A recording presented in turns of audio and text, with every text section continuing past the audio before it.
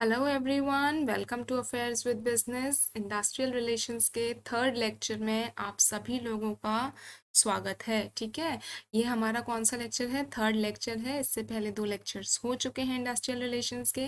हमने industrial relations का introduction लिया, समझा इंडस्ट्रियल रिलेशंस क्या है, क्या उसके फीचर्स हैं, कैसे काम करता है। उसके अलावा हम लोग जब लास्ट क्लास में क्या पढ़ रहे थे? अप्रोचेस कह लीजिए, थ्योरीज कह लीजिए, पर्सपेक्टिव्स कह लीजिए, किसकी? इंडस्ट्रियल रिलेशंस की। ठीक है, इंडस्ट्रियल रिलेशंस की हम क्या पढ़ रहे थे? थ्योरीज पढ़ रहे थे, अप्रोचेस पढ़ रहे थे। ठीक है, और हमने लास्ट क्लास में क्या कंप्लीट किया था? लास्ट क्लास में हमने यूनिटरी अप्रोच, प्लूरलिस्टिक अप्रोच और मार्क्सिस्ट अप्रोच के साथ साथ साइकोलॉजिकल अप्रोच, इन चारों अप्रोच को हमने लास्ट क्लास में कंप्लीट किया था। अच्छे से समझा था कि ये अप्रोच क्या कहती है। हमने ये देखा था कि अप्रोचेस का मतलब है कि सबने अपने अपने ओपिनियन में इंडस्ट्रियल रिलेशंस को क्या बताया है और क्या क्या उन्होंने सॉल्यूशंस दिए हैं कि किस तरीके से इंडस्ट्रियल रिलेशंस को मेंटेन किया जा सकता है और कॉन्फ्लिक्ट्स को रिड्यूस किया जा सकता है। ठीक है, अब हमने कल जो ये 4 थ्योरीज अप्रोच पढ़ी थी, उसमें से ये 3 अप्रोच सबसे ज़्यादा इम्पॉर्टेंट है: यूनिटरी, प्लूरलिस्टिक और मार्क्सिस्ट अप्रोच। यूनिटरी अप्रोच में हमने देखा था यूनिटरी, यूनिट मतलब ओनली वन, मतलब अथॉरिटी यहाँ पर सिर्फ और सिर्फ किसके पास थी? मैनेजमेंट के पास थी। और ये लोग क्या कहते थे कि हम आपस में ही अपनी सभी जो भी कॉन्फ्लिक्ट्स होंगे उनके साथ डील कर लेंगे, हमें किसी भी थर्ड पार्टी की ज़रूरत नहीं है। इसलिए यहाँ पर क्या बोला जाता था कि जो कॉन्फ्लिक्ट्स हैं, जो डिस्प्यूट्स हैं, वो क्या है? टेम्पररी बेसिस पर है। फिर उसके बाद हमने प्लूरलिस्टिक अप्रोच पढ़ा था। प्लूरलिस्टिक अप्रोच में हमने क्या पढ़ा था कि अब इसमें ये एक तो यूनिटरी की कंप्लीट अपोजिट है और इसमें आ जाती हैं आपकी, इसमें जो ट्रेड यूनियंस का बनना अनिवार्य है। क्यों अनिवार्य है? क्योंकि प्लूरलिस्टिक अप्रोच में जो अलग अलग ग्रुप के जो मेंबर हैं वो एक साथ आते हैं। यूनिटरी अप्रोच में क्या होता है कि यूनिटरी अप्रोच में जो सभी लोग काम करते हैं उनका मोटिव भी एक है। ठीक है, यहाँ मगर प्लूरलिस्टिक अप्रोच में जब सब लोग एक साथ आते हैं तो उनके अपने अपने एम्स और ऑब्जेक्टिव होते हैं, जिसकी वजह से कॉन्फ्लिक्ट्स क्रिएट होते हैं। ठीक है, तो अब उसको सेटल डाउन करने के लिए ट्रेड यूनियंस का यहाँ पर होना ज़रूरी है। ठीक है, इसलिए यहाँ पर 3 पार्टीज होती हैं। जो लोग हैं, इंडिविजुअल्स हैं, वो एक साथ आते हैं अलग अलग ग्रुप के, जिनके अलग अलग ग्रुप के मतलब उन सब का अपना अपना इंडिविजुअल एम्स और ऑब्जेक्टिव होते हैं। ठीक है, और उनको सेटल डाउन करने के लिए यहाँ पर ट्रेड यूनियन का एस्टैब्लिशमेंट ज़रूरी है, किसी थर्ड पार्टी का एस्टैब्लिशमेंट ज़रूरी है। स्टेट लेजिस्लेशंस जो इसमें इंटरफेयर करती हैं वो ज़रूरी है, ताकि उन दोनों के बीच में एक म्यूचुअल एग्रीमेंट हो सके और वो एक कॉमन पॉइंट पर आ सके, जिससे दोनों के ही गोल्स और ऑब्जेक्टिव्स को अचीव किया जा सके। क्लियर है? वहीं यूनिटरी अप्रोच में जब सब लोग एक साथ आते हैं तो उनका जो ऑब्जेक्टिव है वो भी सेम होता है, मगर प्लूरलिस्टिक अप्रोच में जब सब लोग एक साथ आते हैं उनका जो ऑब्जेक्टिव्स होते हैं इंडिविजुअली सबका अलग अलग होता है। ठीक है, इसलिए प्लूरलिस्टिक में कॉन्फ्लिक्ट्स अराइज होते हैं और इसलिए यहाँ पर ट्रेड यूनियंस की सख्त ज़रूरत होती है। और हमने पढ़ा था मार्क्सिस्ट अप्रोच, जिसमें इन्होंने 2 क्लासेस में डिवाइड किया था, वर्कर क्लास और कैपिटलिस्ट क्लास। वर्कर क्लास और कैपिटलिस्ट क्लास में बात ये हुई थी कि जो लोग अमीर हैं वही उन्हीं का बोलबाला है। ठीक है, आप अब वर्कर्स चाहे कुछ भी कर ले, ठीक है, यूनियन यहाँ पर सेट होती नहीं है। यूनियंस को यहाँ पर ज़्यादा महत्व नहीं, थर्ड पार्टी को महत्व नहीं दिया गया, क्योंकि बोला गया है कि अगर थर्ड पार्टी इंटरफेयर करती भी है, जैसे मान लीजिए स्टेट लेजिस्लेशंस वगैरह जो है वो इंटरफेयर करती भी हैं अगर, तो क्या होगा? वो सिर्फ और सिर्फ ये माना जाएगा कि वो कैपिटलिस्ट के लिए ही डिसीजंस लेंगी, उन्हीं के फेवर में डिसीजन सुनाएंगी। ठीक है, और वर्कर्स को बेचारे उनके पास कोई क्या कहते हैं, कोई चांस नहीं बचा है कि वो क्या डिसीजन लें अब। ठीक है, तो यहाँ पर वर्कर्स जो है वो फ्रस्ट्रेट होके फाइनली जब उनके पास कोई रास्ता नहीं बचता तो वो लोग क्या करते हैं? स्ट्राइक्स करते हैं और लॉकआउट्स करते हैं, जिससे एक सोशल चेंज आता है फिर ओवरऑल। ठीक है, फिर ओवरऑल क्या होता है? एक सोशल चेंज आता है। तो इसमें बोला भी गया है कि सोशल चेंज के लिए क्लास कन्फ्लिक्ट इम्पॉर्टेंट, नेसेसरी है। ठीक है, ज़रूरी है। क्लास कन्फ्लिक्ट वही बोलते हैं जो गरीबों, कैपिटलिस्ट और वर्कर क्लास के बीच में जो कन्फ्लिक्ट हो रहा है उसे ही बोलते हैं क्लास कन्फ्लिक्ट, क्योंकि उन दोनों क्लासेस में डिवाइड किया गया है। क्लियर है ये बात? तो मार्क्सिस्ट अप्रोच में कैपिटलिस्ट थ्योरी जो बात की गई है। ठीक है, तो ये 3 हमने, ये बहुत इंपॉर्टेंट है, ये तीनों को हमने पढ़ा था। ठीक है, फिर एक साइकोलॉजिकल अप्रोच हमने पढ़ी थी। साइकोलॉजिकल अप्रोच यही था कि किस तरीके से लोगों के सोचने का तरीका होता है, वो कैसे अफेक्ट करता है इंडस्ट्रियल रिलेशंस को। ठीक है, एक आपके हैरी नाम के वो थे रिसर्चर थे, जिन्होंने एक एक्सपेरिमेंट परफॉर्म किया था कुछ ग्रुप ऑफ लोगों के ऊपर, और ये देखा था कि एक ही फोटो दिखाई है उन्होंने दोनों ही पार्टीज को, मगर दोनों ही पार्टीज का जो सोचने का तरीका है साइकोलॉजिकल साइकोलॉजिकल मतलब माइंड से ही रिलेटेड है। दोनों ही पार्टीज जो सोच रही हैं वो एक दूसरे के बारे में नेगेटिव सोच रही हैं। ठीक है, हो सकता है किसी का इंटेंशन दूसरों के लिए अच्छा हो, मगर वो जैसे दो पार्टीज हैं ए और बी। ठीक है, ए के दिमाग में ऐसा है कि उसके लिए बी गलत ही सोचता है, मगर ऐसा हो सकता है कि बी ए के लिए अच्छा सोचता हो, मगर ए के दिमाग में यही है कि बी उसके लिए गलत सोचता है, जिसकी वजह से उसके खुद के बिहेवियर चेंज होते हैं और इंडस्ट्रियल रिलेशंस पर अफेक्ट पड़ता है। तो यही क्या था आपका साइकोलॉजिकल अप्रोच, जब आपकी खुद की सोच की वजह से बिहेवियर पर इफेक्ट होता है और इंडस्ट्रियल रिलेशंस खराब होते हैं। ठीक है, तो ये 4 अप्रोच हमने प्रीवियस क्लास में कंप्लीट की थी। ठीक है, अब देखो, अब हम आज जो कंप्लीट करेंगे, आज हम पढ़ेंगे sociological approach, human relations approach, socio ethical approach, VV Giri approach, Gandhian approach and system approach. Clear है ये बात बिल्कुल? ठीक है, तो जितने भी हमारे रिमेनिंग हैं अप्रोचेस, उनको हम आज की क्लास में कंप्लीट करेंगे, सोशियोलॉजिकल अप्रोच से लेके सिस्टम अप्रोच तक। ठीक है, चलिए क्लास शुरू करते हैं। अब देखिए, सोशियोलॉजिकल अप्रोच और क्लास शुरू करने से पहले वो सभी स्टूडेंट्स जो झारखंड पीजीटी कॉमर्स की तैयारी कर रहे हैं, अगर आप लोग कंप्लीट कोर्स चाहते हो जिसमें आप लोगों को सिर्फ इस यूनिट, यही यूनिट नहीं, इस यूनिट के साथ साथ आपके सिलेबस की सभी यूनिट के proper notes, recorded lectures, test, mock test, इन सब के साथ आपको कंप्लीट कोर्स मिल जाएगा, जिसमें आप इन सभी बेनिफिट्स को अवेल कर सकते हो। तो वो सभी स्टूडेंट्स जो अपनी तैयारी को एकदम स्ट्रैटेजी के साथ करना चाहते हैं, एग्ज़ाम क्लियर करना है, कंप्लीट कोर्स परचेज करना चाहते हो, तो आप हमारे ऐप पर अफेयर्स विद बिजनेस पर जाकर चेकआउट कर सकते हो, ऐप कंप्लीट कोर्स परचेज कर सकते हो। ऐप का जो लिंक है वो आप लोगों को डिस्क्रिप्शन में गिवन है। ठीक है, और अगर आप लोगों को कोर्स के बारे में और डिटेल जानकारी चाहिए हो तो ऑलरेडी एक वीडियो अवेलेबल है हमारे चैनल पर, आप उसको भी जाकर देख सकते हो। ठीक है, चलिए क्लास शुरू करते हैं। देखो, सबसे पहला आज हम लोग पढ़ने वाले हैं सोशियोलॉजिकल अप्रोच।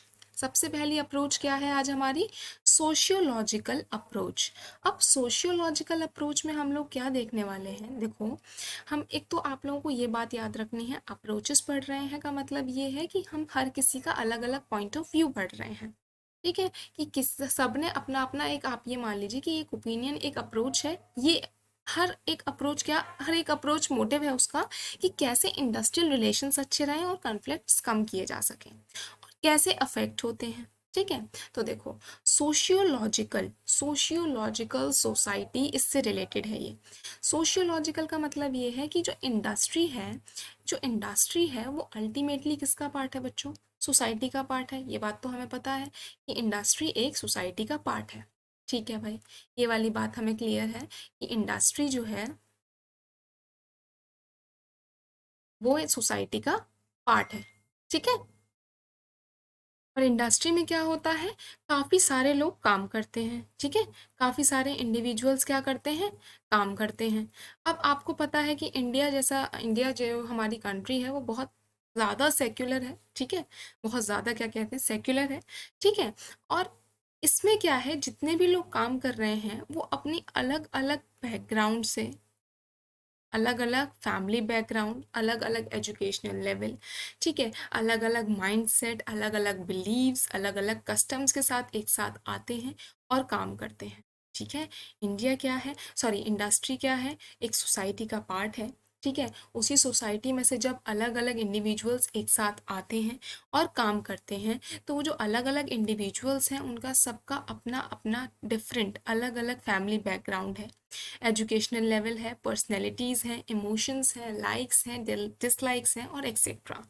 ठीक है, ये जो सभी उनकी सोशल नॉर्म्स भी कह सकते हैं आप, ये जो सभी सोशल फैक्टर्स हैं वो उन सभी इंडिविजुअल के बिहेवियर को अफेक्ट करती हैं। ठीक है, कि एक इंडिविजुअल किस फैमिली बैकग्राउंड से आया है, उसका बिहेवियर कैसा होगा, एक इंडिविजुअल का क्या एजुकेशन लेवल है, उसका क्या बिहेवियर रहेगा।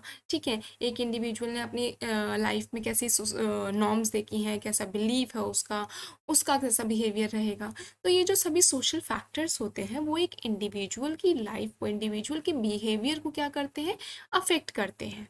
ठीक है, अब वो अगर उसके बिहेवियर को अफेक्ट कर रहे हैं और वो सभी लोग कहाँ काम कर रहे हैं, इंडस्ट्री में काम कर रहे हैं, तो जब सबके अपने अलग अलग बिहेवियर्स एक जगह एक साथ आएंगे तो बिल्कुल टकराव तो होगा ही। तो उससे क्या होता है, कन्फ्लिक्ट्स होते हैं। उससे क्या क्रिएट होता है, कन्फ्लिक्ट्स क्रिएट होते हैं। उससे क्या होता है, कन्फ्लिक्ट्स क्रिएट होते हैं। कंपटीशन, मेंबर्स के बीच में ही जो कॉम्पिटिशन्स होता है वो क्रिएट होता है। वैल्यू सिस्टम देखो, वैल्यू सिस्टम की वजह से, कस्टम्स की वजह से, स्टेटस सिंबल की वजह से, इंस्टीट्यूशन ऑफ द सोसाइटी जहाँ पर इंडस्ट्री फंक्शन कर रही है, वो सभी पार्टीज़ के बिहेवियर को अफेक्ट करती है, जिसकी वजह से इंडस्ट्रियल रिलेशंस अफेक्ट होते हैं। ठीक है, अगर तो ये सोसाइटी के नॉर्म्स, सोसाइटी की जो बिलीव्स हैं, जो कस्टम्स हैं, जो फैमिली बैकग्राउंड्स हैं, उनको सब लोग, जितने भी इंडिविजुअल्स हैं, वो म्यूचुअली एक दूसरे की बिलीव्स को, कल्चर्स को एक्सेप्ट करते हैं, तो इंडस्ट्रियल पीस बना रहता है। मगर जितने ही ज़्यादा उनके बीच में उनके बिहेवियर्स को लेके, उनके कल्चरल चेंजेस को लेके अगर कोई एक्सेप्टेंस में दिक्कत आती है तो वहाँ से फिर कॉन्फ्लिक्ट्स अराइज होते हैं। ठीक है, और अगर कन्फ्लिक्ट होते हैं तो इंडस्ट्रियल रिलेशंस क्या होते हैं, अफेक्ट होते हैं बुरी तरह। ठीक है, देखो, the social and cultural change shape behaviour patterns. जो सोशल और कल्चरल चेंज होता है वो इंडिविजुअल्स का, जो एम्प्लॉयज़ हैं, जो एम्प्लॉयर्स हैं, not only employees, also employers, जो एम्प्लॉयज़ हैं, एम्प्लॉयर्स हैं, जो सब लोग काम कर रहे हैं, उनके सोशल और कल्चरल चेंजेस की वजह से उनके बिहेवियर पैटर्न पर अफेक्ट पड़ता है। ठीक है, वो उसी तरीके से बिहेव करेंगे जिस तरीके से जो उन्होंने सीखा है। ठीक है, जो उनका फैमिली बैकग्राउंड रहा है, जो उनकी एजुकेशनल लेवल्स रही है, जो उनका वैल्यू सिस्टम रहा है, जो भी उन्होंने over the period of life सीखा है, उसी तरीके का उनका बिहेवियर पैटर्न रहेगा। ठीक है, और वही बिहेवियर पैटर्न आगे चल के क्या बनता है, रीज़न बनता है इंडस्ट्रियल रिलेशंस का। अब वो इंडस्ट्रियल रिलेशन पे अच्छी तरह इफेक्ट करेंगे तो गुड इंडस्ट्रियल रिलेशंस होंगे, बुरी तरह इफेक्ट करेंगे तो कॉन्फ्लिक्ट्स अराइज होंगे। ठीक है, और कभी भी इंडस्ट्रियल पीस नहीं हो सकता अगर सोसाइटी टर्मोइल, मतलब शांति में नहीं है। अगर जो बिहेवियर्स हैं, जो स्टेटस सिंबल्स, वैल्यू सिस्टम की वजह से अगर कोई भी कॉन्फ्लिक्ट्स अराइज होते हैं तो कभी भी इंडस्ट्रियल पीस नहीं हो सकता उस पॉइंट ऑफ टाइम पर। क्लियर है ये वाली बात बिल्कुल आप लोगों को? तो ये समझ में आया कि सोशियोलॉजिकल अप्रोच क्या है। सोशियोलॉजिकल सोसाइटी से रिलेटेड बात कर रही है कि इंडस्ट्री सोसाइटी का पार्ट है और सोसाइटी में काफ़ी सारे इंडिविजुअल्स डिफरेंट डिफरेंट बैकग्राउंड से एक साथ आते हैं, काम करते हैं। उनका जो जिस बैकग्राउंड से आते हैं वो उनके बिहेवियर को अफेक्ट करता है और उनका जो बिहेवियर होता है वो अल्टीमेटली इंडस्ट्रियल रिलेशंस को अफेक्ट करता है। क्लियर है ये वाली बात बिल्कुल, जिसकी वजह से कॉन्फ्लिक्ट्स होने के कॉन्फ्लिक्ट्स भी हो सकते हैं और इंडस्ट्रियल पीस भी हो सकता है।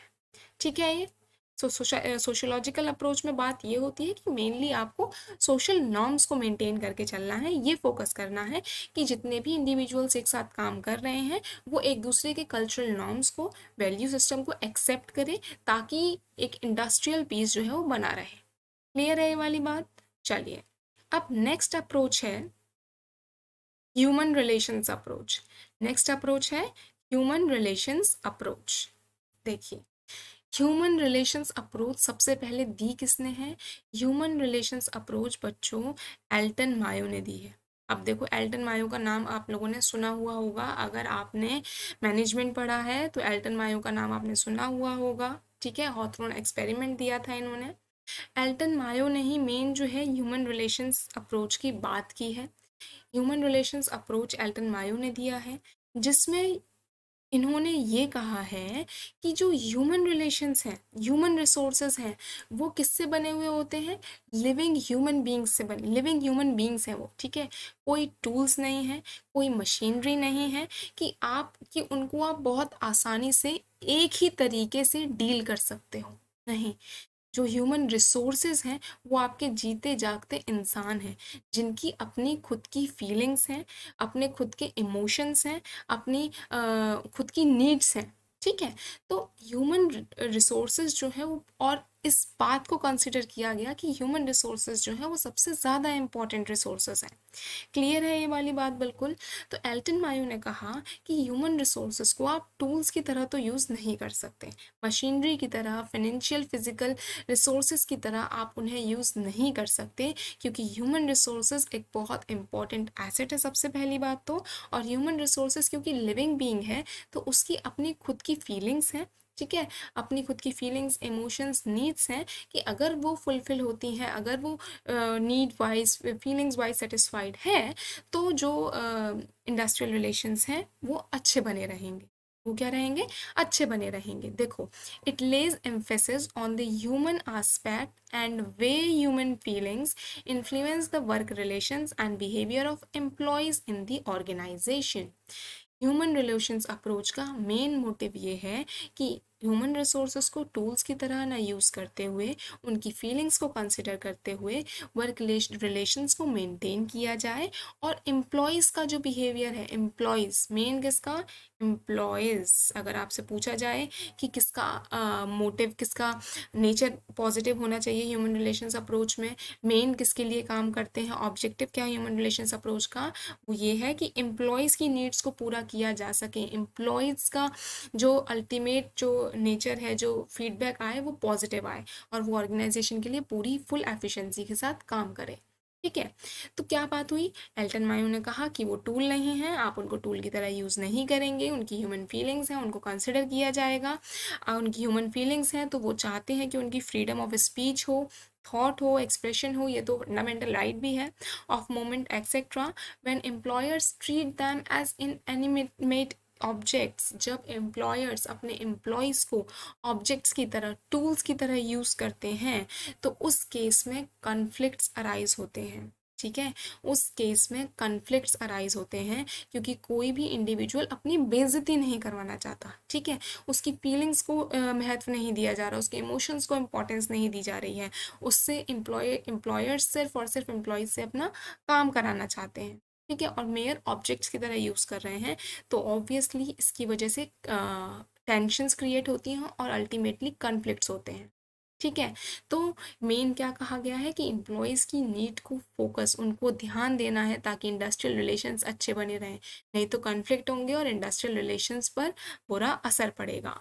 अब देखो, तो फिर ह्यूमन रिलेशंस अप्रोच मेनली किन बातों पर फोकस करता है, कि ह्यूमन रिलेशंस अप्रोच कह रहा है कि ठीक है, टूल्स की तरह यूज़ मत कीजिए और उनकी ह्यूमन फीलिंग्स पर ध्यान दीजिए। तो अब वो क्या क्या अपने अंदर उन पॉइंट्स, अब क्या क्या पॉइंट्स इंक्लूड करेगा ह्यूमन रिलेशंस अप्रोच? उनको मोटिवेट करने के लिए, अपने एम्प्लॉयज़ को मोटिवेट करने के लिए, और हमने देखा कि अल्टीमेटली एम्प्लॉयज़ का जो नेचर है वो पॉजिटिव रहना चाहिए। तो क्या ऑर्गेनाइजेशन ऐसा करेगी कि जिससे अल्टीमेटली एम्प्लॉयज़ का जो नेचर है वो क्या हो? पॉजिटिव हो। क्लियर है? तो अब देखिए, वर्कर्स क्या चाहते हैं? सिक्योरिटी ऑफ सर्विस, जहाँ वो जॉब कर रहे हैं उसकी सिक्योरिटी हो उन्हें। अब उनको सिक्योरिटी ही नहीं होगी कि कल उनकी जॉब रहेगी या नहीं रहेगी, तो आधा स्ट्रेस तो एम्प्लॉयज़ को इस बात का रहेगा। ठीक है, और वो अपनी फुल एफिशिएंसी से काम भी नहीं करेंगे। दूसरा है गुड पे एंड वर्किंग कंडीशन, जहाँ एम्प्लॉयज़ काम कर रहे हैं वहाँ उनको पैसा अच्छा मिल रहा है, as well as working conditions बहुत अच्छी हैं, जिससे एम्प्लॉयज़ जो है जब काम कर रहे हैं तो उनको एक sense of job satisfaction create हो रहा है, जिससे उनको काम करना वहाँ पर अच्छा लगता है, तो वो मोटिवेट होंगे, ह्यूमन रिलेशंस अच्छे होंगे, इंडस्ट्रियल रिलेशंस अच्छे होंगे। ठीक है। रिकग्निशन, रिकग्निशन का मतलब है कि जब एम्प्लॉयज़ अच्छा काम करें तो उनको टाइम टू टाइम रिकग्नाइज भी किया जाए, उनको अप्रिशिएट भी किया जाए कि हाँ, आपका काम अच्छा है, you are doing a nice job. ठीक है, तो ऐसा क्यों? रिकग्नाइज क्यों करना है? क्योंकि ऑब्जेक्ट्स नहीं है वो, मशीन नहीं है कि आपने उनका यूज़ कर लिया और ठीक है, आपको क्या करना है? उनको प्रॉपर, उनको रिकग्निशन प्रोवाइड करनी है कि हाँ, उनका जो काम है वो अच्छा है। फिर opportunity to participate in decision making, उनको जो भी मैनेजेरियल डिसीजंस हैं, जो भी मैनेजेरियल डिसीजंस लिए जा रहे हैं, उनको अपॉर्चुनिटी प्रोवाइड करना कि वो भी उस डिसीजंस को ले सकते हैं, या फिर अपना कुछ ना कुछ तो अपने सजेशंस दे सकते हैं डिसीजन मेकिंग के लिए। ठीक है, क्लियर है ये बात बिल्कुल? तो ये तो बात हो गई आपकी, वर्कर्स क्या चाहते हैं। ठीक है, कि वो लिविंग ह्यूमन बींग्स हैं और उनकी अपनी कुछ नीड्स हैं, हमने ये पढ़ ली उनकी नीड्स कि ये फुलफिल होनी चाहिए in order to maintain industrial relations. ठीक है, अब देखो, employers must understand the needs, attitudes and aspiration of workers. Employers को अपने एम्प्लॉयज़ की नीड्स को, जो हमने पढ़ा नीड्स, एटीट्यूड्स को और एस्पायरेशंस, ठीक है, इन सब को जानना ज़रूरी है ताकि वो अपने ह्यूमन रिलेशंस को मेंटेन कर सके। क्लियर है? देखिए, अगर management, if management and labour both understand and apply human relations approach, अगर मैनेजमेंट और लेबर दोनों ही ह्यूमन रिलेशंस अप्रोच को समझ जाएंगे और अप्लाई करेंगे तो to their mutual relations industrial conflict can be minimised. अपने रिलेशंस पर अगर मैनेजमेंट और लेबर दोनों ही ह्यूमन रिलेशंस अप्रोच को अप्लाई करेंगे तो जो इंडस्ट्रियल कॉन्फ्लिक्ट है उसको कम से कम किया जा सकता है। ठीक है, एक बात और याद रखनी है कि ह्यूमन रिलेशंस अप्रोच जो हम पढ़ते हैं, ह्यूमन रिलेशंस, ये एक interdisciplinary approach nature, disciplinary in nature है।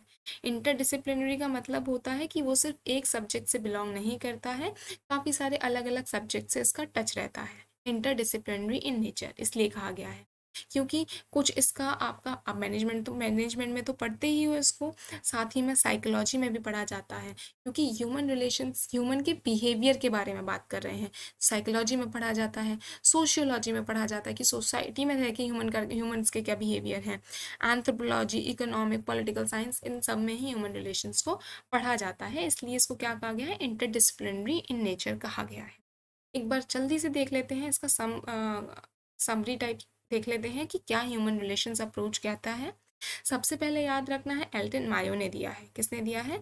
एल्टन मायो ने दिया है और इन्होंने कहा है कि ह्यूमन रिलेशंस को टूल्स की तरह यूज़ नहीं करना है, वो एक लिविंग ह्यूमन बींग्स हैं जिनकी अपनी खुद की ज़रूरतें हैं, नीड्स हैं, इमोशंस हैं, जिनको एम्प्लॉयर्स को मैनेजमेंट को उनकी नीड्स को फुलफ़िल करना चाहिए, उन पर ध्यान देना चाहिए। जैसे जो बेसिक नीड्स होती हैं, सिक्योरिटी ऑफ सर्विस हो गया, गुड पे एंड वर्किंग कंडीशन, रिकॉग्निशन, इन सभी पर क्या करना चाहिए? ध्यान देना चाहिए। क्योंकि एम्प्लॉयर्स क्या चाहते हैं, क्योंकि मैनेजमेंट क्या चाहता है कि अल्टीमेटली एम्प्लॉयज़ का जो बिहेवियर है वो क्या हो? पॉजिटिव फॉर्म में हो, क्या हो? पॉजिटिव इन नेचर हो, जिससे अल्टीमेटली इंडस्ट्रियल रिलेशंस अच्छे हों और ऑर्गेनाइजेशन की प्रोडक्टिविटी इंक्रीज़ हो, इंडस्ट्री की प्रोडक्टिविटी इंक्रीज़ हो। ठीक है, क्योंकि पूरा जो मुद्दा है इंडस्ट्रियल रिलेशंस में वो है ही ह्यूमन रिलेशंस के साथ, ह्यूमन रिसोर्सेज के साथ डील करने का, और ह्यूमन रिसोर्सेज बहुत अपने आप में बहुत वर्सेटाइल और डायनेमिक है।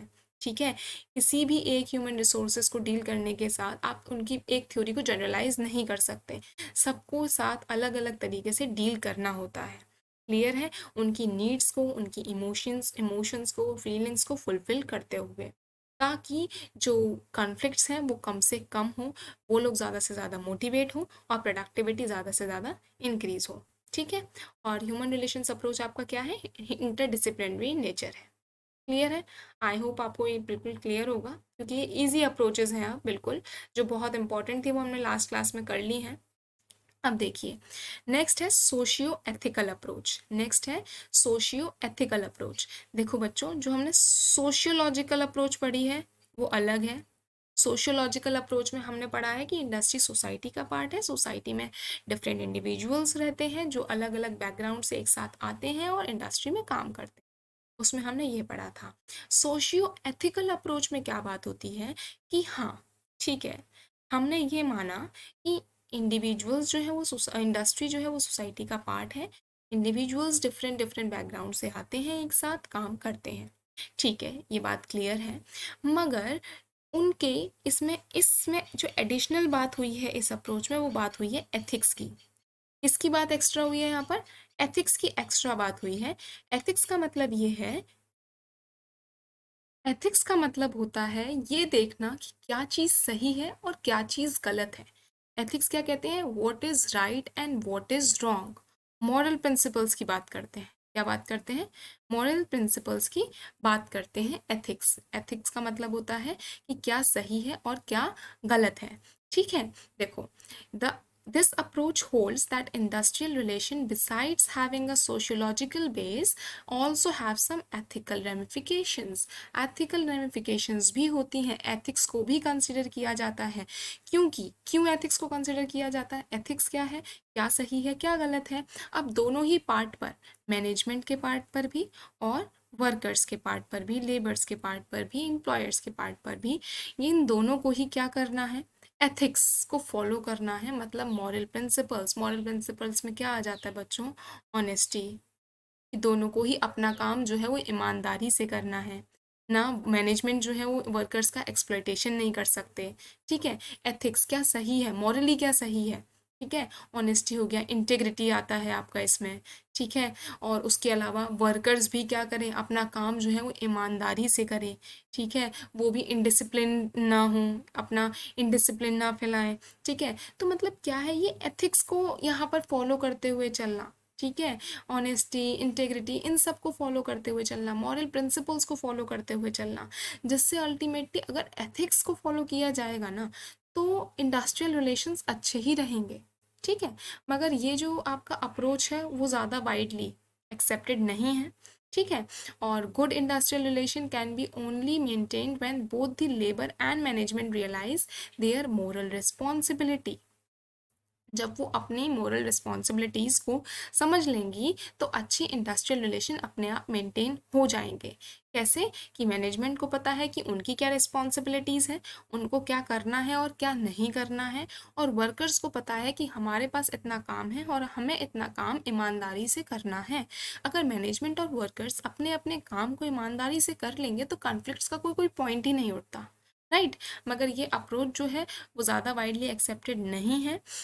ठीक है, और बस ये अप्रोच बस इतना ही कहती है कि सोशोलॉजिकल के साथ साथ एथिक्स भी होने चाहिए, क्लियर है, और एथिक्स का मतलब यही होता है कि what is right what is wrong, क्या सही है क्या गलत है, ठीक है, और मॉरल प्रिंसिपल्स को फॉलो करते हुए, ठीक है, और जब एथिक्स और या फिर मॉरल रिस्पॉन्सिबिलिटीज़ को दोनों ही पार्टीज अंडरस्टैंड कर लेंगी, समझ जाएंगी, तो इंडस्ट्रियल रिलेशंस अच्छे होंगे, क्लियर है, सोशियो एथिकल अप्रोच क्लियर है बिल्कुल, चलिए, अब नेक्स्ट है आपका वीवी गिरी अप्रोच, नेक्स्ट है वीवी Giri approach, VV Giri approach किसने दिया है, श्री वीवी गिरी, जो कि प्रेसिडेंट थे इंडिया के, ठीक है, अब क्या है, इन्होंने क्या बात की है, वीवी गिरी अप्रोच, इन्होंने कहा था कि जो इंडस्ट्रियल रिलेशंस हैं जिसमें मैनेजमेंट और लेबर के बीच में अगर कोई भी कॉन्फ्लिक्ट्स होते हैं तो उसको मेनली कलेक्टिव बार्गेनिंग या फिर म्यूचुअल नेगोशिएशन से,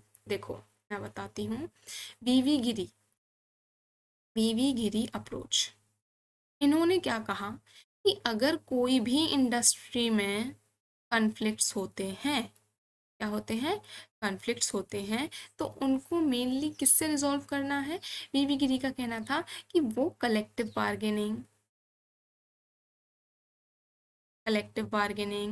नेगोशिएशंस, नेगोशिएशंस, इनसे ही वो सॉल्व हो जाए, उनसे ही वो डिस्प्यूट्स जो है वो सेटल डाउन हो जाए, कलेक्टिव बार्गेनिंग नेगोशिएशंस को यहाँ लिखने का मतलब क्या है कि वो कहना चाहते हैं कि कोई थर्ड पार्टी इन्वॉल्व ना हो और वो आपस में क्या करें, अपने मसलों को हल कर लें, ठीक है, अपने मसले जो भी हैं उनको सॉल्व कर लें आपस में ही, अब आप लोग कहोगे कि एक हमने अप्रोच पढ़ी थी यूनिटरी अप्रोच, उसमें भी तो यही हो रहा था आपस में, नहीं, मगर वहाँ पर जो पावर थी बच्चों वो सोलली किसके पास थी, मैनेजमेंट के पास थी, क्लियर है, यहाँ पर, और वहाँ पर बिल्कुल ही थर्ड पार्टी होती ही नहीं है, मगर यहाँ पर वीवी गिरी ने क्या किया है, सजेस्ट किया है कि जो भी इंडस्ट्रियल कॉन्फ्लिक्ट्स होते हैं उनको मेजरली कलेक्टिव बार्गेनिंग, नेगोशिएशन या फिर वॉलेंट्री आर्बिट्रेशन से क्या कर देना चाहिए, उनको सेटल डाउन कर देना चाहिए, इसमें किसी थर्ड पार्टी को इन्वॉल्व नहीं करना चाहिए, देखो, collective bargaining and mutual negotiation, देखो बच्चों, कलेक्टिव बार्गेनिंग और म्यूचुअल नेगोशिएशन का मतलब होता है, कलेक्टिव बार्गेनिंग का मतलब है, देखो बार्गेनिंग तो आपने बहुत सुना होगा ना, कि आप कोई सामान लेने जाते हो, लड़कियां स्पेशली बार्गेनिंग पावर बहुत अच्छी होती है। आप कोई सामान लेने गए, आपसे बोला कि 1000 रुपये में, शॉपकीपर ने बोला 1000 रुपये में देंगे, ठीक है। तो आपने बोला नहीं, हम तो इसको कितने में, 400 रुपीज़ में खरीदेंगे, ठीक है। तो फिर शॉपकीपर बोल रहा है कि नहीं, मैं आपको ये क्या कहते हैं, ज़्यादा से ज़्यादा 600 में दे सकता हूँ। आप अड़े अड़े रही हैं कि नहीं नहीं 400 में ही चाहिए, ठीक है। वो कह रहा है ठीक है, मैं ज़्यादा से ज़्यादा आपको 500 में दे सकता हूँ, ठीक है। तो अब आपको लग रहा है ये इससे नीचे तो नहीं आएगा, और आपको वो आइटम बहुत अच्छा लगा है, तो आपने कहा चलो ठीक है 500 रुपये में दे दो। तो ये क्या हुआ, आप एक कॉमन पॉइंट पर आ गए, ठीक है। वो उसने पहले 1000 से शुरू किया था, आपने 400 से, मगर आप दोनों ही का क्या हुए, दोनों ही मिलके एक कॉमन पॉइंट पर आ गए। इसमें शॉपकीपर का भी एग्रीमेंट है, और आप जब खरीदने वाले हो आपका भी एग्रीमेंट है। तो कलेक्टिव बार्गेनिंग यही होता है कि दोनों ही पार्टीज एक साथ आती हैं, ऑफर और काउंटर ऑफर करती हैं, और एक कॉमन पॉइंट पर आके एग्री करती हैं। क्लियर है। म्यूचुअल नेगोशिएशन का भी मतलब यही है कि म्यूचुअली हम आपस में दोनों पार्टी ने बात की और म्यूचुअली दोनों ने नेगोशिएट कर लिया। क्लियर है। Between management and labour should be used, उन्होंने बोला कि मैनेजमेंट और लेबर आपस में मिलकर अपनी जो प्रॉब्लम है, जो मसले हैं, उनको हल कर ले, जो भी इंडस्ट्रियल डिस्प्यूट्स हुए हैं उनको सेटल डाउन करने के लिए। और इन्होंने सजेस्ट किया कि बाइपर्टाइट मशीनरी ही होनी चाहिए। अब देखो, ये इन्होंने बस एक टर्म डाल दिया है बाइपर्टाइट, मगर आपको इसका मतलब पता होना चाहिए। देखो, बाई का मतलब होता है टू, बाई का मतलब होता है टू, ठीक है। बाइनोमियल आपने सुना होगा। बाई का मतलब होता है टू, और बाइपर्टाइट मशीनरी मतलब टू पार्टीज होनी चाहिए इसमें।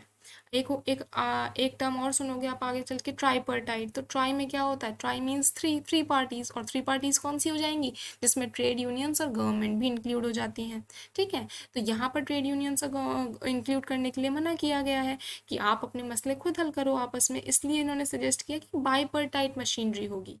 पीवी गिरी ने क्या कहा कि बाइपर्टाइट मशीनरी होगी in every industry and every unit of the industry to settle differences from time to time with active encouragement of government। Bipartite machinery होगी इंडस्ट्रियल डिस्प्यूट्स को सेटल डाउन करने के लिए, ठीक है। अब देखो, देखो, एक तो कलेक्टिव बार्गेनिंग की बात की बीबी गिरी ने, म्यूचुअल नेगोशिएशन की बात की, ठीक है। दूसरी और क्या कह रहे हैं बीबी गिरी, और क्या कह रहे हैं, stress was on voluntary efforts of the management and the trade unions to wind up their differences through voluntary arbitration.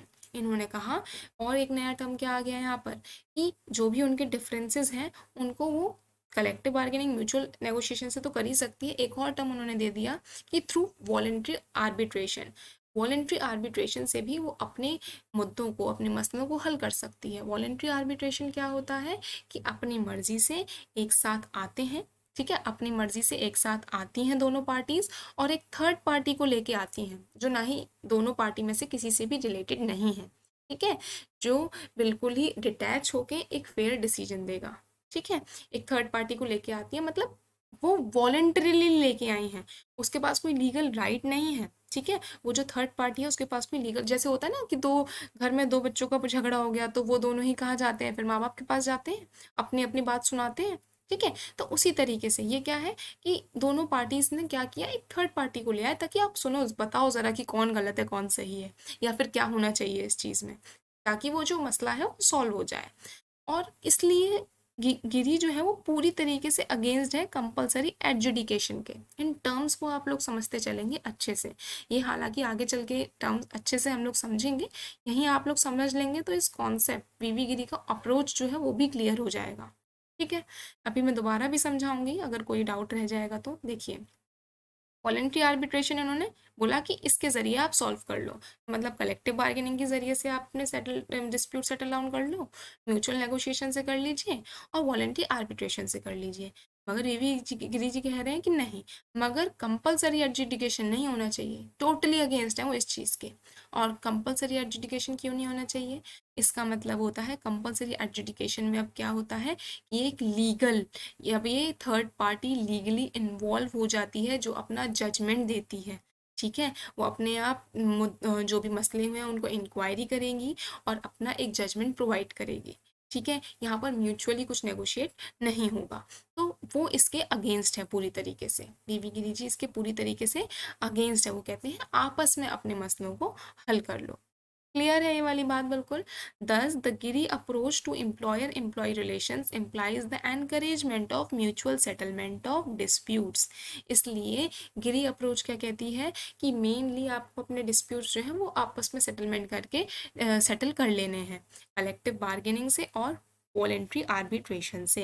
ये वर्ड्स आपको कुछ खास याद रखने हैं कि क्या गिरी ने क्या क्या बोला। कलेक्टिव बार्गेनिंग से आप अपने डिस्प्यूट सेटल डाउन कर लीजिए, म्यूचुअल नेगोशिएशन से। कलेक्टिव बार्गेनिंग क्या है आपको समझाया मैंने, म्यूचुअल नेगोशिएशन मतलब आपस में ही बातचीत करके। तीसरा वॉलेंट्री आर्बिट्रेशन। वॉलेंट्री आर्बिट्रेशन भी क्या है कि दोनों ही पार्टीज अपनी मर्जी से एक तीसरी पार्टी को लेके आई हैं और बात कर रहे हैं कि आप बताइए अब ज़रा किसने गलत किया है, या फिर वो थर्ड पार्टी जब आएगी तो दोनों ही पार्टी को एक मुद्दे पर लेके आएगी। ठीक है, जहाँ दोनों ही पार्टीज अपने आप बात करके कलेक्टिव बार्गेनिंग में एक पॉइंट पर आ रही थी, वॉलेंट्री आर्बिट्रेशन में तीसरी पार्टी आएगी और वो उन दोनों को एक कॉमन पॉइंट पर लेके आएगी, मगर टोटली अगेंस्ट किसके हैं, कंपलसरी एडजुडिकेशन के। ये वर्ड, ये की वर्ड याद रखना है, वॉलेंट्री आर्बिट्रेशन याद रखना है, कलेक्टिव बार्गेनिंग और म्यूचुअल नेगोशिएशन। क्लियर है ये बात बिल्कुल। बीवी गिरी ने क्या किया, घर के मसले घर में, अपनी लड़ाई खुद सॉल्व कर लो, बाहर जाने की ज़रूरत नहीं है। ठीक है, कोई भी डिस्प्यूट हो रहे हैं भाई आपस में सॉल्व कर लो, और अगर आपस में सॉल्व नहीं हो पा रहे हैं तो किसी घर के बड़े के पास जाओ, उनसे पूछो कि ये हुआ है तो बताओ ज़रा क्या गलत है क्या सही है। क्लियर है। तो जितनी भी पॉसिबिलिटी आप आपस में ही अपने मुद्दों को, अपनी लड़ाइयों को सॉल्व करो और खुशी खुशी रहो, बाहर से किसी थर्ड पार्टी को इन्वॉल्व करने की ज़रूरत नहीं है। ठीक है, क्लियर है ये वीवीगिरी अप्रोच। चलिए, नेक्स्ट है गांधीयन अप्रोच। नेक्स्ट है गांधीयन अप्रोच। अब देखो, गांधी जी तो आपको पता ही है सबसे ज़्यादा फेमस किसके लिए हैं, नॉन वायलेंस के लिए, नॉन वायलेंस के लिए, अहिंसा के लिए। ठीक है। अब मगर गांधी जी को हम इंडस्ट्रियल रिलेशंस में कैसे पढ़ रहे हैं, है ना, गांधीयन अप्रोच इंडस्ट्रियल रिलेशंस में कैसे पढ़ रहे हैं। देखो बच्चों, गांधी जी ने भी अपने काफ़ी सारे स्ट्राइक्स किए हैं, काफ़ी सारे सत्याग्रह किए हैं। ठीक है, सबसे पहला उन्होंने किसानों के लिए किया था चंपारण में, मगर उसके बाद जो सबसे पहला उन्होंने लेबर के लिए किया, मिल वर्कर्स के लिए किया था, वो किया था उन्होंने अहमदाबाद मिल वर्कर्स के लिए। ठीक है, वहाँ से उनका जो इंडस्ट्री लेबर के लिए उनको एज अ लीडर देखने लगा गया। मगर गांधी जी का मेन अप्रोच क्या था यहाँ पर, गांधी जी जो मेन फेमस हुए थे, एक तो वो अहमदाबाद मिल वर्कर्स के लिए जो उन्होंने स्ट्राइक किया था, अहमदाबाद मिल वर्कर्स के लिए, वहाँ से वो मेनली इंडस्ट्रियल लेबर लीडर की तरह वो उभरे थे। और गांधी जी की अप्रोच जो मेन कहती है, वो कहती है कि एम्प्लॉयर और एम्प्लॉय का जो रिलेशनशिप होना चाहिए वो प्योरली बेस्ड होना चाहिए fundamental principle of truth, non violence and non possession. ठीक है, गांधी जी ने क्या कहा कि सच्चाई, नॉन वायलेंस, इन सब पर जो एम्प्लॉयर और एम्प्लॉय का रिलेशनशिप है वो बेस्ड होना चाहिए। क्लियर है ये बात बिल्कुल। ठीक है, गांधीयन अप्रोच कहती है कि एम्प्लॉयर्स को फॉलो करना चाहिए, प्रिंसिपल ऑफ ट्रस्टीशिप को फॉलो करना चाहिए। प्रिंसिपल ऑफ ट्रस्टीशिप क्या है कि जो गांधी जी ने प्रिंसिपल ऑफ ट्रस्टीशिप दिया है, जिसमें ये कहा है कि जो इंडस्ट्री होती है वो वेरियस कस्टमर से रिलेटेड है, शेयर होल्डर से रिलेटेड है, स्टेक होल्डर से रिलेटेड है, एम्प्लॉयज से रिलेटेड है मोस्ट इम्पॉर्टेंटली। ठीक है, तो उसके अपनी कुछ मॉरल रिस्पॉन्सिबिलिटीज़ होती हैं इन सभी पार्टीज़ के लिए। ठीक है, तो प्रिंसिपल ऑफ ट्रस्टीशिप कहती है कि इंडस्ट्री जो भी अर्न कर रही है उसका कुछ पोर्शन जो है वो सरेंडर करेगी अपनी इन पार्टीज़ के मॉरल सोशल वेलफेयर के लिए। क्लियर है। तो ये क्या कहा गया है, गांधीयन अप्रोच ने कहा है, गांधीयन अप्रोच कहती है कि एम्प्लॉयर्स को प्रिंसिपल ऑफ ट्रस्टीशिप फॉलो करनी चाहिए। अगर वो उसको फॉलो करेगी, नॉन वायलेंस रहेगा, तो there is no scope for conflict of interest between them and labour. अगर प्रिंसिपल ऑफ ट्रस्टीशिप को फॉलो किया जाएगा, मतलब एम्प्लॉयर्स की जो मॉरल रिस्पॉन्सिबिलिटी है वो अपने आप ही उन रिस्पॉन्सिबिलिटीज़ को पूरा कर रहे हैं, तो कॉन्फ्लिक्ट्स का कोई भी ऑप्शन जो है वो नहीं ही रहेगा। ठीक है, मगर फिर भी अगर वर्कर्स को किसी भी तरीके की कोई परेशानी है और उनकी जो बात है कोई नहीं सुन रहा है, तो उस केस में वर्कर्स नॉन कॉरपोरेशन सत्याग्रह कर सकते हैं जिसमें वो नॉन वायलेंट हो, ठीक है, किसी भी तरीके का वायलेंस ना हो उसमें। Gandhi ji accepted the workers right to go on strike, उन्होंने एक्सेप्ट किया था कि हाँ वर्कर्स के राइट के लिए, अगर वर्कर्स के कुछ राइट्स हैं और उनको कोई नहीं सुन रहा है तो उसके लिए वो स्ट्राइक पर जा सकते हैं, मगर एक पीसफुल मैनर में, एक पीसफुल और नॉन वायलेंट मैनर में, ठीक है, उसके लिए वो सत्याग्रह कर सकते हैं, स्ट्राइक कर सकते हैं पीसफुल मैनर में, ठीक है। और वर्कर्स मतलब स्ट्राइक तभी करेंगे जब मतलब एकदम लास्ट कॉज, कि अब उनके पास कोई ऑप्शन बचा ही नहीं है स्ट्राइक के अलावा। क्लियर है ये वाली बात बिल्कुल। अब देखो, गांधी जी ने इन डिस्प्यूट्स को रिजॉल्व करने के लिए कुछ रूल्स ऑब्जर्व किए थे कि वर्कर्स क्या क्या कर सकते हैं, ठीक है। देखो, सबसे पहला कि workers should redressal of reasonable demands only through collective action. Workers की जो भी रीजनेबल डिमांड्स हैं उनको वो अपनी इंडस्ट्री मैनेजमेंट के सामने रखेगी through collective action. Collective action मतलब सब एक साथ आके अपनी जो राइट्स हैं, जो भी उनकी प्रॉब्लम्स हैं, अपनी जो भी डिमांड्स हैं, उनको मैनेजमेंट के सामने रखेगी, ठीक है, कलेक्टिवली, नॉट इंडिविजुअली, ठीक है। नेक्स्ट है, the workers should avoid strikes as far as possible in industries of essential service. जो इंडस्ट्रीज एसेंशियल सर्विसेज प्रोवाइड कर रही हैं, और रादर ऐसे भी जो इंडस्ट्रीज़ हैं, वर्कर्स क्या करेगी, स्ट्राइक्स को अवॉइड ही करेगी जितना भी वो अवॉइड कर सकती है, जब उसके पास कोई और चारा नहीं बचता है। देखो ये पॉइंट है, ये रहा, workers should resort to strikes only as a last resort. जब उसके पास कोई और चारा नहीं बचेगा तब वो स्ट्राइक करेगी, तब वो सत्याग्रह करेगी, ठीक है। According to Gandhian approach, if they have to organise a strike, trade unions should seek by ballot authority from all the workers to do so. अगर उनको स्ट्राइक करनी पड़ जाए, ठीक है, आखिरी मतलब उनके पास चारा यही बचा है कि स्ट्राइक करेंगे, तो अगर उनको स्ट्राइक करनी पड़ जाए तो जो ट्रेड यूनियन के जो लीडर्स हैं वो ये इंश्योर करेंगे कि वर्कर्स उस स्ट्राइक को पीसफुल और नॉन वायलेंट मैनर में ही कैरी ऑन करेंगे, ठीक है। Workers should avoid forming unions in philanthropic organisations. दूसरी बात ये कही गई है गांधीयन अप्रोच में कि जो फिलेंथ्रोपिक ऑर्गेनाइजेशंस होती हैं, देखो फिलेंथ्रोपिक ऑर्गेनाइजेशंस वो होती हैं जिसमें जो मेनली सोशल वेलफेयर के लिए काम करती हैं, ये नॉन फॉर प्रॉफिट ऑर्गेनाइजेशंस होती हैं। Philanthropic organisations non for profit organisations होती हैं, सोशल वेलफेयर के लिए काम करती हैं, ठीक है। और जो ऐसी ऑर्गेनाइजेशंस हैं, उन ऑर्गेनाइजेशंस में यूनियन नहीं बननी चाहिए, अवॉइड करना चाहिए कि उन ऑर्गेनाइजेशंस में यूनियन ना बने, ठीक है। तो और क्या बोला गया कि as far as possible workers should take recourse to voluntary arbitration. देखो पूरा समअप क्या है, गांधी जी कहते हैं, गांधी जी की अप्रोच कहती है कि वर्कर को अगर कोई भी दिक्कत है तो वो अपनी डिमांड लेके जाए ऑर्गेनाइजेशन के पास, और अकेले नहीं, कलेक्टिवली सब एक साथ जाइए और अपनी डिमांड रखिए। और अपनी डिमांड अगर उनकी पूरी नहीं हो रही है तो उनको मगर किसी हद तक स्ट्राइक्स को अवॉइड करना चाहिए, मगर फिर भी उनकी डिमांड नहीं सुनी जा रही है और वो स्ट्राइक तभी करें जब उनके पास कोई और चारा ना बचा हो। और अगर डिसाइड हो चुका है कि स्ट्राइक होगी तो जो ट्रेड यूनियंस हैं, उनके जो लीडर्स हैं, वो वर्कर्स के साथ इंश्योर करें कि वो स्ट्राइक्स को नॉन वायलेंट और पीसफुल मैनर में कंटिन्यू करेंगे, ठीक है। ये तो हो गई आपकी स्ट्राइक की बात। नेक्स्ट, अब ये अप्रोच कहती है कि फिलेंथ्रोपिक ऑर्गेनाइजेशंस में यूनियंस को फॉर्म करना अवॉइड किया जाए, ठीक है। और ये कहा गया है गांधी जी ने कि जितना ज़्यादा वर्कर्स ये कोशिश कर सकते हैं कि जो मसले हैं, जो भी उनकी डिमांड है, वो म्यूचुअली सेटअप हो जाए, ठीक है। उनको स्ट्राइक वगैरह ना करनी पड़े, म्यूचुअली जो जो भी झगड़ा है उनका वो सेटअप हो जाए, सेटल डाउन हो जाए, तो उस ज़रिए को उनको अपनाना चाहिए। क्लियर है।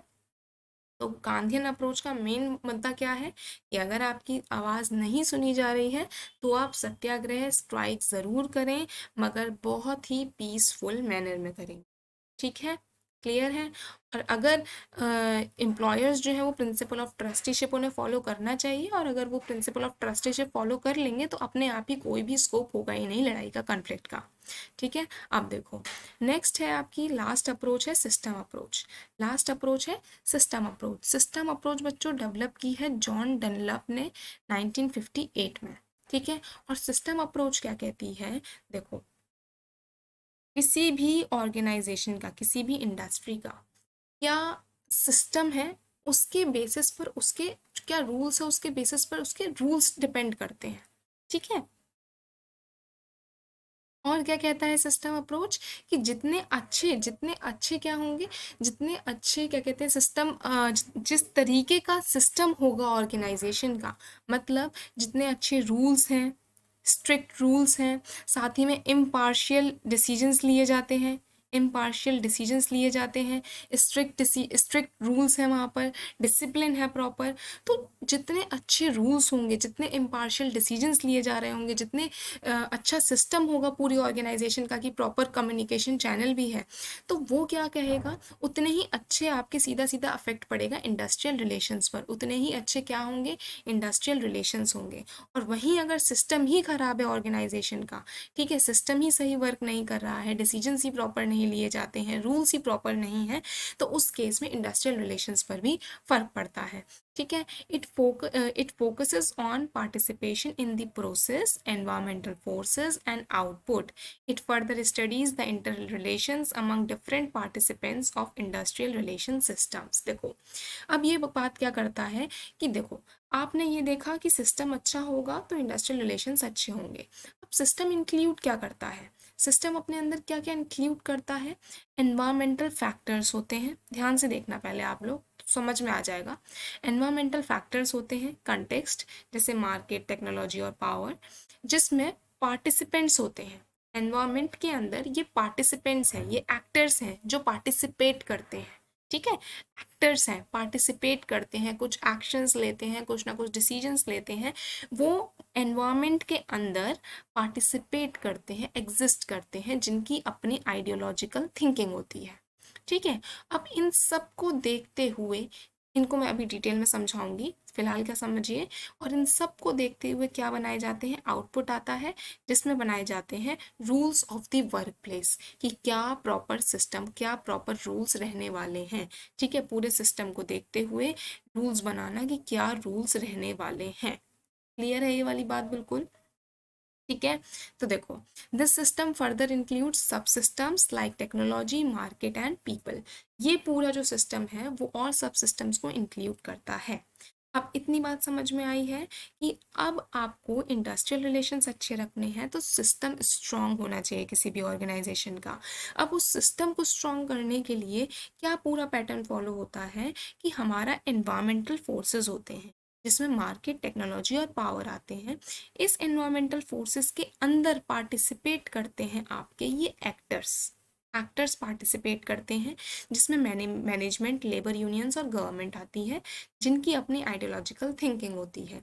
और इन्हीं को देखते हुए, इनकी आइडियोलॉजिकल थिंकिंग को देखते हुए, एनवायरमेंटल फोर्सेस को देखते हुए क्या बनाए जाते हैं, अल्टीमेटली रूल्स बनाए जाते हैं, कि ऑर्गेनाइजेशन में क्या रूल्स रहने वाले हैं।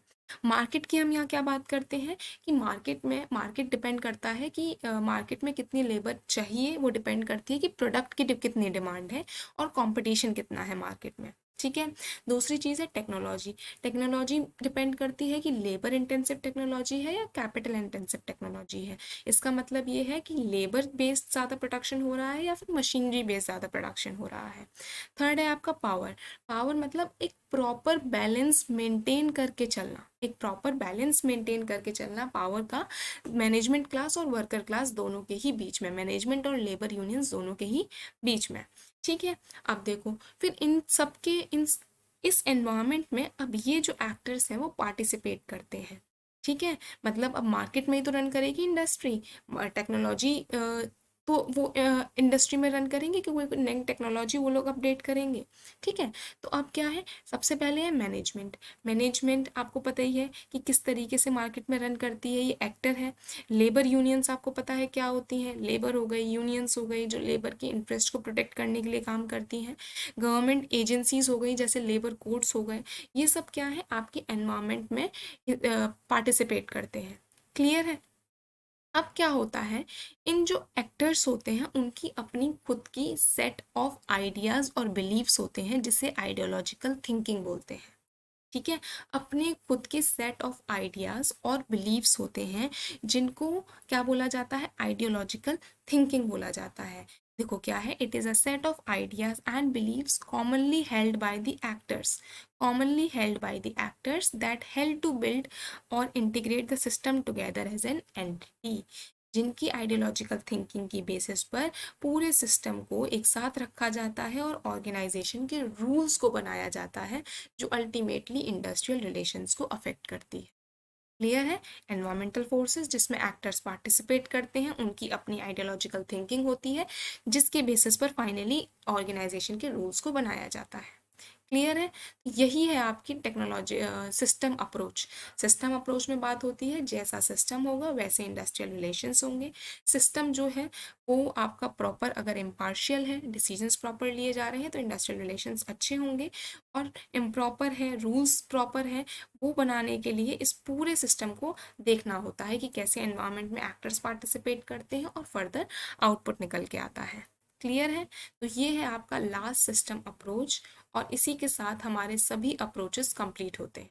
ठीक है, इसी के साथ हमारे सभी अप्रोचेस कंप्लीट होते हैं, साइकोलॉजिकल, सोशियोलॉजिकल, हमने सभी अप्रोचेस को कंप्लीट कर लिया है। चलिए, आई होप कि आपको सभी अप्रोचेस बहुत अच्छे से समझ में आ गए हों। अब हम कुछ क्वेश्चंस कर लेते हैं जो भी हमने आज पढ़ा है उससे रिलेटेड, और अगर आपने क्लास अच्छे से की है तो आपको क्वेश्चंस आसानी से समझ आ जाएंगे। देखिए, फर्स्ट क्वेश्चन है that the behaviour, actions and role of the individuals, behaviour, actions and role of the individuals are primarily shaped by the cultures of the society is basic assumption in the society की जो culture है, society में जो norms हैं, उसके basis पर individual का behaviour affect हो रहा है। ये कौन सा अप्रोच था? Pluralistic approach? नहीं, प्लूरलिस्टिक अप्रोच में तो सब लोग एक साथ आ रहे थे और थर्ड पार्टी थी इसमें। सोशियो एथिकल अप्रोच, इसमें एथिक्स की मेन बात की गई थी, क्या सही है क्या गलत है। यूनिटरी अप्रोच सिर्फ मैनेजमेंट इसमें डिसीजन लेता है। सोशियोलॉजिकल अप्रोच में हमने पढ़ा था कि सोसाइटी की जो नॉर्म्स हैं उसके बेसिस पर बिहेवियर अफेक्ट होता है। तो D is the correct answer. Clear. Next question है the utility of non violence as the means of conflict resolution is the core principle of the, जो नॉन प्रिंसिपल की non violence, non देखो, non violence पढ़ते ही आपको इसका answer वैसे समझ में आ जाना चाहिए। ठीक है, क्योंकि सिर्फ और सिर्फ नॉन वायलेंस की बात गांधी जी ही कर रहे हैं, बहुत ज़्यादा फेमस है वो तो इस चीज़ के लिए। तो क्या बोला गया कि कन्फ्लिक्ट को रिजॉल्व करने के लिए नॉन वायलेंस तरीका यूज़ करने का किसका प्रिंसिपल है मेन? उसका सही आंसर क्या है? Gandhian approach. क्लियर है ये वाली बात बिल्कुल? गांधीयन अप्रोच इसका सही आंसर है। ठीक है, चलिए नेक्स्ट क्वेश्चन है organisation are made up of people and the success of management lies in its dealings with these people. क्या बोला गया कि जो ऑर्गेनाइजेशन है वो लोगों से मिलकर बनती है, और किसी भी ऑर्गेनाइजेशन की जो सक्सेस है वो इन लोगों के ऊपर ही डिपेंड करती है, ह्यूमन रिसोर्सेज के ऊपर ही डिपेंड करती है। इसलिए ह्यूमन रिसोर्सेज जो है वो सबसे ज़्यादा इम्पॉर्टेंट पार्ट है किसी भी ऑर्गेनाइजेशन का। क्यों? क्योंकि किसी किन्हीं दो ऑर्गेनाइजेशन की बच्चों सेम लैंड हो सकती है, सेम लेबर हो सकती है, सेम मशीनरी हो सकती है, मगर किसी भी दो ऑर्गेनाइजेशन की सेम ह्यूमन रिसोर्सेज नहीं हो सकती। और अगर एक ही ऑर्गेनाइजेशन दूसरे ऑर्गेनाइजेशन से आगे जाना चाहती है तो वो ह्यूमन रिसोर्स की मदद से ही जा सकती है। तो ह्यूमन रिसोर्स को जो सबसे ज़्यादा इम्पॉर्टेंट माना गया और उनको इम्पॉर्टेंस देने की बात की गई थी, वो किस अप्रोच में की गई थी? Marxist approach? ये तो बिल्कुल भी नहीं है, ये तो कैपिटलिस्ट को ज़्यादा सपोर्ट कर रहा था, वर्कर्स का एक तरीके से एक्सप्लॉयटेशन हो रहा था। गांधीयन अप्रोच, गांधीयन अप्रोच में ज़्यादा जो फोकस है वो नॉन वायलेंस पर है। ह्यूमन रिलेशंस अप्रोच या गिरी अप्रोच? देखो, ह्यूमन रिलेशंस अप्रोच किसने दिया था? एल्टन मायो ने, और इन्होंने ही बात की थी कि ह्यूमन रिसोर्सेज को टूल्स की तरह नहीं, उनकी फीलिंग्स और इमोशंस को कंसिडर करके उनको ट्रीट करना चाहिए। इसका सही आंसर हो जाएगा C is the correct answer. गिरी गिरी अप्रोच में तो बोला गया था कि आपके जो मसले हैं वो आप आपस में ही सुलझा लीजिए। ह्यूमन रिलेशंस की मेन बात हुई है वो human relations approach Elton Mayo ने ही की है। C is the correct answer. Next question है which of the following approaches assumes that voluntary negotiations between employers employees are means of settling disputes। इन्होंने बोला है कि इसमें से वो कौन सा अप्रोच है जो ये अज्यूम करता है कि वॉलेंट्री नेगोशिएशंस होना चाहिए एम्प्लॉयर और एम्प्लॉय के बीच में। ठीक है, वॉलेंट्री नेगोशिएशन याद रखना है। अब देखिए मैंने आपको बार बार पढ़ाया था, जब वो अप्रोच पढ़ाया है तो मैंने आपको क्या कहते हैं उन कीवर्ड्स को बार बार याद भी कराया था। ठीक है, कि वॉलेंट्री नेगोशिएशन अभी अभी जस्ट ऊपर भी बताया है, अपने डिस्प्यूट्स को आप लोग वॉलेंट्री अपने आपस में ही नेगोशिएट करके क्या कर लीजिए, उनको सॉल्व कर लीजिए। ये किसने कहा था? गिरी, वीवी गिरी जी ने कहा था। ये गिरी अप्रोच ने ये कहा है, जिसमें और क्या क्या यूज हुआ था? कलेक्टिव बार्गेनिंग, वॉलेंट्री आर्बिट्रेशन और वॉलेंट्री म्यूचुअल नेगोशिएशंस। और ये सख्त खिलाफ किसके थे? सख्त खिलाफ किसके थे? कंपल्सरी एडजुडिकेशन के, जिसमें थर्ड पार्टी आ जाती है, उसके सख्त खिलाफ थे। इसका सही आंसर क्या हो जाएगा? B, VV Giri approach. ठीक है, नेक्स्ट है which of the following is not an approach to industrial relation. इनमें से इंडस्ट्रियल रिलेशन की अप्रोच कौन सी नहीं? यूनिटरी अप्रोच बिल्कुल हमने पढ़ी है, ये तो है। प्लuralistic अप्रोच ये भी हमने पढ़ी है। मार्क्सिस्ट अप्रोच ये भी हमने पढ़ी है। एम्प्लॉयज़ अप्रोच पढ़ा है क्या आप लोगों ने? बिल्कुल नहीं। तो एम्प्लॉयज़ अप्रोच इसका सही आंसर है, यही एक अप्रोच नहीं है इंडस्ट्रियल रिलेशन की। ठीक है, चलिए नेक्स्ट और लास्ट क्वेश्चन है आज की क्लास का। The famous Giri approach in industrial relations in India was against of. जो ये गिरी अप्रोच है वो किसके अगेंस्ट है? अभी बताया है मैंने आपको ये। Voluntary arbitration, compulsory adjudication, collective bargaining, mutual negotiation. देखो ये सभी टर्म्स मैंने बताए हैं। वॉलेंट्री आर्बिट्रेशन, जब थर्ड पार्टी को आपस में दोनों पार्टीज अपनी मर्जी से लेके आती हैं।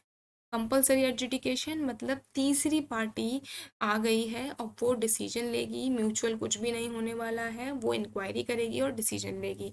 बाकी जो 3 ऑप्शन है उसमें म्यूचुअली काम हो जाएगा। इसका सही आंसर क्या है? बी, इसके सख्त कंपल्सरी एडजुडिकेशन के सख्त खिलाफ है गिरी। ठीक है, वीवी गिरी अप्रोच। क्लियर है ये बात बिल्कुल? तो इसका सही आंसर क्या हो जाएगा? बी, कंपल्सरी एडजुडिकेशन, जिसमें थर्ड पार्टी आ रही है। क्लियर है? ठीक है, चलिए तो B is the correct answer. चलिए तो आज की क्लास के लिए इतने ही क्वेश्चंस हैं। आई होप आपको आज की क्लास अच्छी लगी हो, आपको सभी कॉन्सेप्ट आपको अच्छे से समझ में आए हों। ठीक है, नेक्स्ट क्लासेस में हम आगे फर्दर कंटिन्यू करेंगे आपका सिलेबस, और आज की क्लास में हम लोगों ने अप्रोचेस कंप्लीट किए। ठीक है, चलिए क्लास अच्छी लगी हो तो लाइक ज़रूर कीजिएगा, कमेंट करके बताइएगा और चैनल को सब्सक्राइब कीजिएगा। थैंक यू वेरी मच, मिलते हैं नेक्स्ट क्लास में।